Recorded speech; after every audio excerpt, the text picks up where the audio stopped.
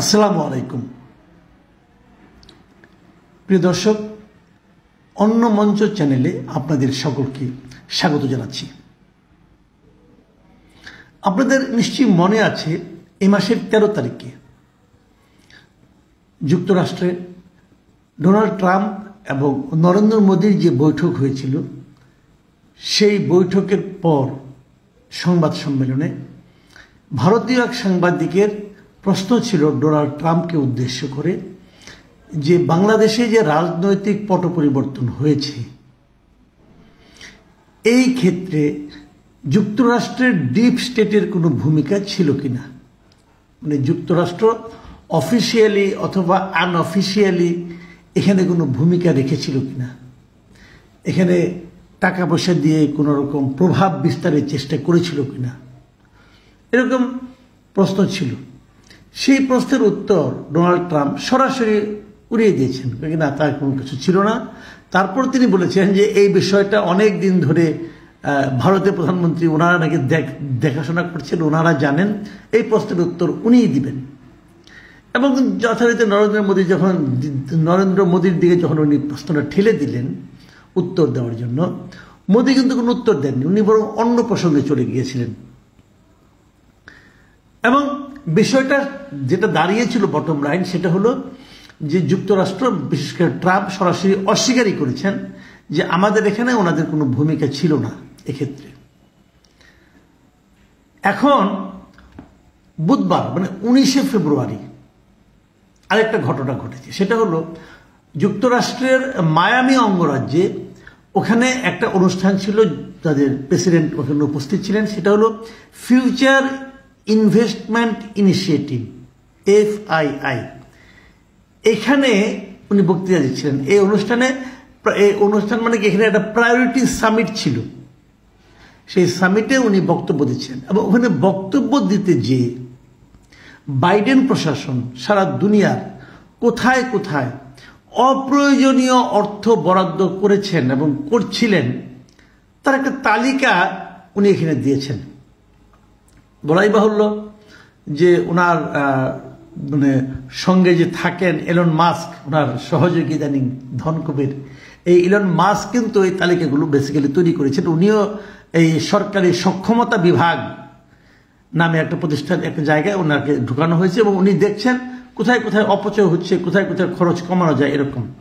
এবং এটা দেখতে যে দেখেছেন USAID নামে যে প্রতিষ্ঠানটা যুক্তরাষ্ট্রের এতদিন ধরে ছিল, এটাকে উনি একদম বিলুপ্তই করে দিয়েছেন। এই USAID এর মাধ্যমে সারা দুনিয়ায় তারা প্রচুর টাকা পয়সা বিভিন্ন কারণে, গণতন্ত্রের নামে, গণতন্ত্রের বিকাশের নামে, রাজনৈতিক প্রতিষ্ঠানকে শক্তিশালী করার নামে নানা রকম ভাবে তারা টাকা পয়সা দিত। তো এখানে উনি একটা তালিকা দিয়েছেন এবং কোটি কোটি ডলারের তালিকা একটা। এবং সেই তালিকার মধ্যে উনি কোনো দেশের নাম, ইন্ডিয়ার নাম বলেছেন। ইন্ডিয়ায় যে গত নির্বাচনটা হলো, সেই নির্বাচনে যাতে নাকি অধিক সংখ্যক লোক ভোট দিতে আগ্রহী হয়, এই জন্য যুক্তরাষ্ট্র প্রায় $21 মিলিয়ন ব্যয় করেছেন। এরকম অনেক দেশে, নেপালে আরো বেশি, এরকম বিভিন্ন জায়গায় ওনারা ব্যয় করেছে। এর মধ্যে বাংলাদেশের নামটাও আছে। বাংলাদেশের জন্য ব্যয়ের পরিমাণ হচ্ছে $29 মিলিয়ন, মানে $29 মিলিয়ন, যেটা আমাদের টাকায় হচ্ছে $2,90,00,000 মার্কিন, প্রায় 300 কোটি টাকার মতো হবে। তো এই টাকাটা তারা ব্যয় করেছে আমাদের এখানে। কেন করেছে? সেখানে বলা হয়েছে যে বাংলাদেশের রাজনৈতিক পটভূমি শক্তিশালী করার উদ্দেশ্যে এই টাকাটা বরাদ্দ দিয়েছে বাইডেন প্রশাসন। এটা যে মাত্র একবার দিয়েছে তা কিন্তু না, USAID তো আমাদের এখানে অনেকদিন ধরে কাজ করে, তার মানে এর আগেও এই টাকাগুলি ব্যয় হয়েছে। এই যে জিনিসটা ব্যয় হওয়াটা আমাদের রাজনৈতিক পটভূমি শক্তিশালী করার জন্য যুক্তরাষ্ট্রের এই যে আগ্রহ এবং নানা প্রতিষ্ঠানের মাধ্যমে অর্থ বিনিয়োগ, বেসিক্যালি এটাই ডিপ স্টেট বলা হয়, এইগুলিকে ডিপ স্টেট বলা হয়। সেখানে CIA এর ইনভলভমেন্ট, সেখানে আরো গোয়েন্দা সংস্থাগুলোর ইনভলভমেন্ট, এগুলোই ডিপ স্টেটের কাজ। তো যে জিনিসটা উনি 13 তারিখে অস্বীকার করলেন, একদম মুখ পুছে অস্বীকার করলেন, 20 তারিখে আবার ওটাই উনি বলে দিলেন। এবং ওনার এই বক্তব্য থেকে বেরিয়ে আসলো যে যুক্তরাষ্ট্রের ভূমিকা এখানে ছিল।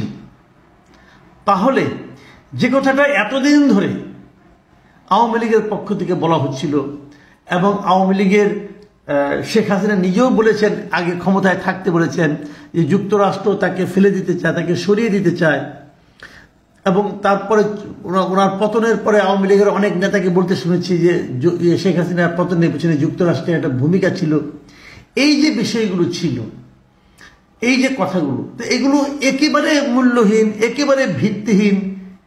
এখন তো আর তা মনে হচ্ছে না, হয়তো বা ছিল। তাহলে এই টাকাটা তারা কোথায় ব্যয় করলো, অথবা কোথায় ব্যয় করতো, অথবা আগামীতেও বা কোথায় ব্যয় করবে?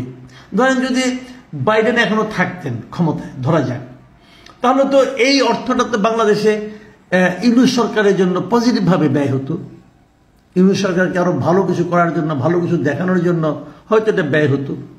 আবার আওয়ামী লীগের ক্ষেত্রে, যারা আওয়ামী লীগ সরকার ছিল তাদেরকে ওখান থেকে নামিয়ে দেওয়ার জন্য হয়তো ব্যয় হয়েছে। অনেকে কিন্তু জিজ্ঞাসা করেন এই যে বড় বড় বিভিন্ন রকম আন্দোলন হয়, হ্যাঁ, হাজার হাজার মানুষ আন্দোলন করেন, এটা একটা ব্যয় আছে না, এই ব্যয়টা কোথেকে আসে? তখন দুইজন বলতো, ভাই এই যে খরচগুলো ভূতে যোগায়। তো এখন বোঝা যাচ্ছে ভূতরা বোধ হয় এটাই ভূত, এরাই ভূত। আমি ঠিক জানি না আসলে কি, কিন্তু এই কথার থেকে আবার অনেকে ভুল বুঝতে পারেন। অনেকে ভুল বুঝতে পারেন এই কারণে, অনেকে ভাবতে পারেন যে তাহলে কি যুক্তরাষ্ট্রই হাসিনাকে নামিয়ে দিল? না, আমি কিন্তু তা মনে করি না। যুক্তরাষ্ট্র যেমন নামিয়ে দিতে পারে না এককভাবে, ভারতও তেমনি কোনো একটা সরকারকে ধরে রাখতে পারে না। ভারত নিশ্চয়ই হাসিনা সরকারকে ক্ষমতায় রাখতে চেয়েছিল, পারে নাই। যুক্তরাষ্ট্রই নামিয়ে দিতে চাইলে যুক্তরাষ্ট্র আরো আগেই নামিয়ে দিত। আগে কি তারা চেষ্টা করে নাই? তারা চেষ্টা সবসময় করেছে। কিন্তু আসলে মাথায় রাখতে হবে, হাসিনার পতনের মূল কারণ হলো জনগণ। এদেশের সাধারণ মানুষ এই হাসিনা সরকারের উপর ক্ষিপ্ত হয়ে গিয়েছিল। তাদের আচরণের কারণে, তাদের কর্মকাণ্ডের কারণে, তাদের অবাধ লুটপাট করার কারণে, দেশ থেকে বিপুল পরিমাণ সম্পদ বাইরে পাচার করার কারণে এদেশের মানুষ এই সরকারের উপর বিরক্ত হয়ে গিয়েছিল, ক্ষুব্ধ হয়ে গিয়েছিল, ক্রোধান্বিত হয়েছিল। সেটাই হলো মূল কারণ। বাকিটুকু সাবসিডিয়ারি, বাকিগুলো সহযোগিতামূলকভাবে এসেছে, কিন্তু মূল কারণ হলো জনগণ। জনগণ যদি ঠিক থাকতো, জনগণ যদি কোনো সরকারকে ধরে রাখতে চায়, তাকে এখান থেকে সরিয়ে দেওয়া কঠিন। আর জনগণ যদি কোনো সরকারকে নামিয়ে ফেলতে চায়, তাকে ওখানে টিকিয়ে রাখাও কঠিন। হাসিনা এই জনগণের কারণে তার চলে গিয়েছিল। আর বাদ বাকি যেগুলো, সেগুলোও ছিল, সেগুলো কিছু কিছু ভূমিকা তো অবশ্যই রেখেছে। তো ডিপ স্টেট একদম কাজ করেনি তা বোধ হয় নয়, অনেক ডিপ স্টেটে কাজ করছে। প্রিয় দর্শক, এখন এই পর্যন্তই। আমাদের এই নতুন চ্যানেল, এটাকে আপনারা সাবস্ক্রাইব করলে আমরা উৎসাহিত বোধ করব। ভালো থাকবেন আপনারা। আল্লাহ হাফিজ।